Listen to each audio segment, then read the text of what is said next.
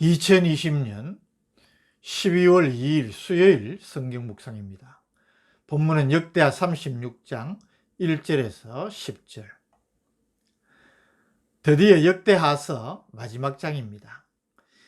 이 36장에는 요시야가 죽은 후 급격히 무너져 내리는 유다 왕국의 종말을 기록하고 있습니다.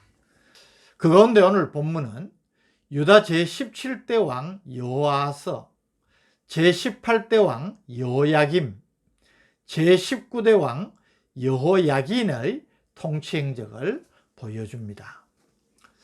1절, 그 땅의 백성이 요시야의 아들 여호아서를 세워 그의 아버지를 대신하여 예루살렘에서 왕으로 삼으니, 2절, 여호아서가 왕위에 오를 때의 나이가 23세더라. 요시야가 죽자 유다 백성들이 요시야의 아들 여호아스를 왕으로 삼았습니다. 장자인 요하난이 일찍 죽었지만 둘째 아들이요 형인 엘리야김이 있음에도 불구하고 백성들이 여호아스를 왕으로 세운 것은 엘리야김이 난폭하여 백성들의 신임을 얻지 못한 것으로 보입니다. 어쨌든 여호아스가 왕이 됩니다. 그러나 왕이 된 지 불과 석 달 만에 폐위가 되고 말았습니다. 2절, 그가 예루살렘에서 다스린 지 석 달에, 3절, 애굽 왕이 예루살렘에서 그의 왕위를 폐하고 또 그 나라에 은 100달란트와 금 1달란트를 벌금으로 내게 하며. 애굽 왕이 유다의 왕을 마음대로 폐위할 수 있는 이유는 요시야 왕이 머깃도 전투에서 애굽의 너고에 패하여 유다가 애굽에 종속되었기 때문입니다. 애굽 왕이 이런 강력한 조치를 취한 것은 정치적인 판단을 비롯한 여러 이유가 있겠지만은 열왕기서에는 근본적인 이유로 여호아하스가 여호와 보시기에 악을 행하였기 때문이라고 명시하고 있습니다. 여호아하스를 폐위시킨 애굽 왕 느고는 엘리야김을 왕으로 세우고 이름을 여호야김으로 고쳤습니다. 그리고 여호아하스는 애굽으로 잡아갔습니다. 4절, 애굽 왕 느고가 또 그의 형제 엘리야김을 세워 유다와 예루살렘 왕으로 삼고 그의 이름을 고쳐 여호야김이라 하고 그의 형제 여호아하스를 애굽으로 잡아갔더라.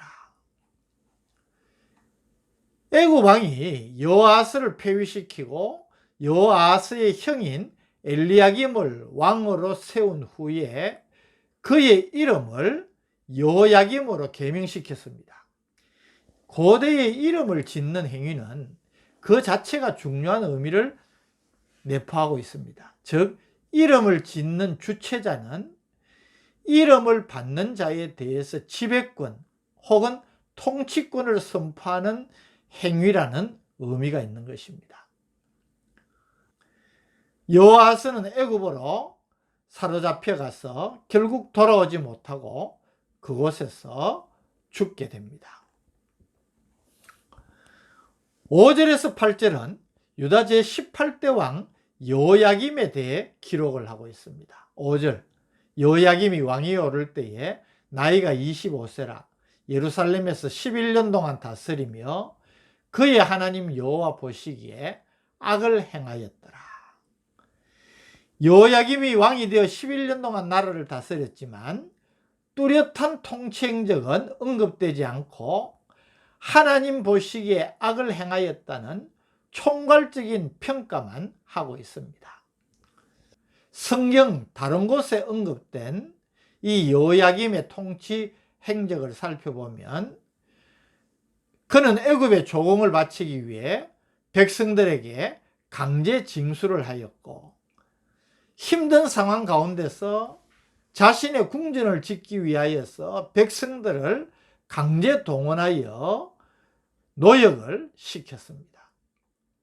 특별히 열왕기하 24장에는 무죄한 자의 피를 많이 흘려서 예루살렘에 가득하게 하여 여호와께서 사시기를 절기하지 아니하셨다고 언급하고 있습니다.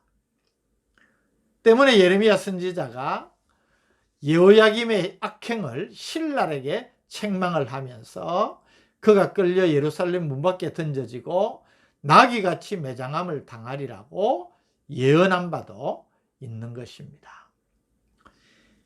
이런 하나님 보시기에 악을 행하였던 여호야김의 말로가 어떠했습니까?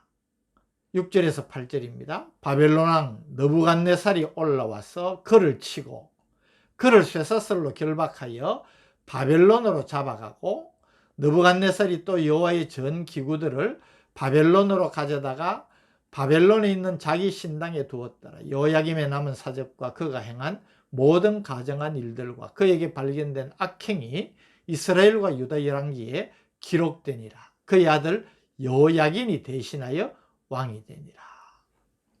우리가 보는 대로 이 여호야김은 11년 동안 나라를 다스리는 왕의 자리에 있었지만 그가 행한 선한 업적은 전혀 언급이 없습니다.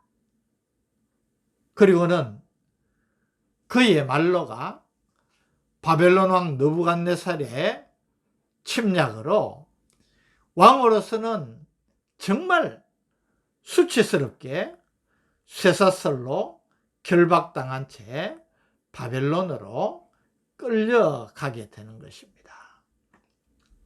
9절에서 10절은 유다 제19대 왕 여호야긴에 대한 기록입니다. 9절 여호야긴이 왕위에 오를 때에 나이가 8세라 예루살렘에서 석 달 열흘 동안 다스리며 여호와 보시기에 악을 행하였더라. 바벨론으로 끌려간 부친 여호야김을 대신해 그 아들 여호야긴이 왕위에 오릅니다.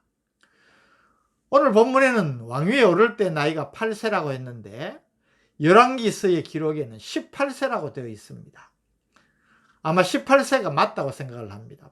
그래서 본문에 10을 나타내는 문자 요드가 필사시에 빠진 것으로 보입니다.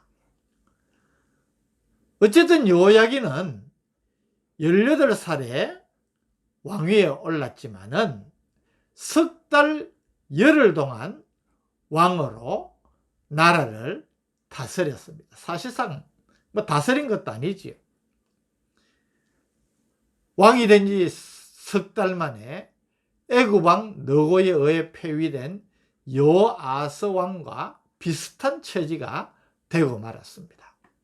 10절 그 해에 느부갓네살 왕이 사람을 보내어 여호야긴을 바벨론으로 잡아가고 여호와의 전에 귀한 그릇들도 함께 가져가고 그의 숙부 시드기야를 세워 유다와 예루살렘 왕으로 삼았더라.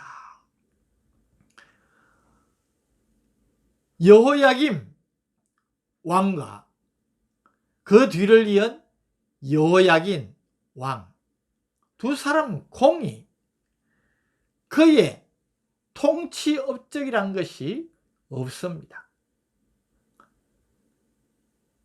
그는 하나님의 심판을 받아서 다 이방 왕에게 포로로 잡혀서 끌려가는 비참한 그런 말로가 됩니다. 자신이 부끄러움을 당한 것뿐만 아니라 나라가 쑥대밭이 되고 예루살렘 성전에 여호와를 섬기는 성물들, 귀한 기명들이 다 이방 나라에 빼앗기게 되는 것입니다. 그 이유가 무엇입니까? 그것은 오늘 본문이 거듭 지적하는 대로 여호와 보시기에 악을 행하였기 때문입니다. 오늘 저는 본문을 묵상하면서 의미가 없는 인생에 대해서 생각해 봅니다. 오늘 본문에 나타나는 이 왕들을 보십시오. 왕이라고 하면 최고의 명예, 최고의 영광, 최고의 세상적인 축복 모두를 가지고 누린 사람들 아니겠습니까? 그런데 이런 남다른 기회를 가졌으면서도 이들은 기억하거나 기릴 만한 것이 없는 인생을 살았습니다. 굳이 기억하고 남겨진 흔적이라는 것은 결국 하나님을 거역하고 그 결과로 하나님의 심판과 징계를 받은 부끄럽고 처한 흔적뿐이라는 것입니다. 이런 인생이 무슨 의미가 있겠습니까? 오늘 우리의 인생은 어떠한지를 한번 생각을 해볼 필요가 있습니다. 우리가 무엇을 추구하고 어떤 꿈을 갖고 있든지, 그래서 노력하여서 그 꿈을 이루고 내가 바라던 위치에 선다 하더라도 그것 자체가 정말 의미가 있는 것인지를 생각해야 되는 것입니다. 세상의 부귀 영화를 다 가지고 누린다 해도 아무런 의미가 없는 것이 될 수 있는 것입니다. 그래서 전도서 12장 13절 14절 전도서의 결론은 이렇게 이야기했지 않습니까? 일의 결국을 다 들었으니 하나님을 경외하고 그의 명령들을 지킬지어다. 이것이 모든 사람의 본분이니라. 하나님은 모든 행위와 모든 은밀한 일을 선악간에 심판하시리라. 오늘 우리의 인생에 우리가 그토록 소망하고 바라고 추구하는 것들이 과연 진정으로 가치 있고 의미 있는 것인가 생각할 수 있기를 바랍니다. 만일에 거기에 내가 인생을 걸었다가 아무런 의미가 없는 것이 되어버린다면 얼마나 안타까운 일이 되겠습니까? 오늘 말씀의 교훈을 마음에 담고 남은 인생이라도 하나님 앞에서 의미 있고 값진 인생의 결과를 남기는 복된 성도들 되시기를 주님의 이름으로 축복합니다. 오늘 우리의 인생을 돌아보게 하시니 감사합니다. 지금까지 인생이 어떠하였는지 냉철하게 돌아보고 남은 인생 우리의 마지막 기회라 생각하고 최선 최고의 선한 흔적을 남기는 우리가 되게 하여 주옵소서. 예수님 이름으로 기도드립니다. 아멘.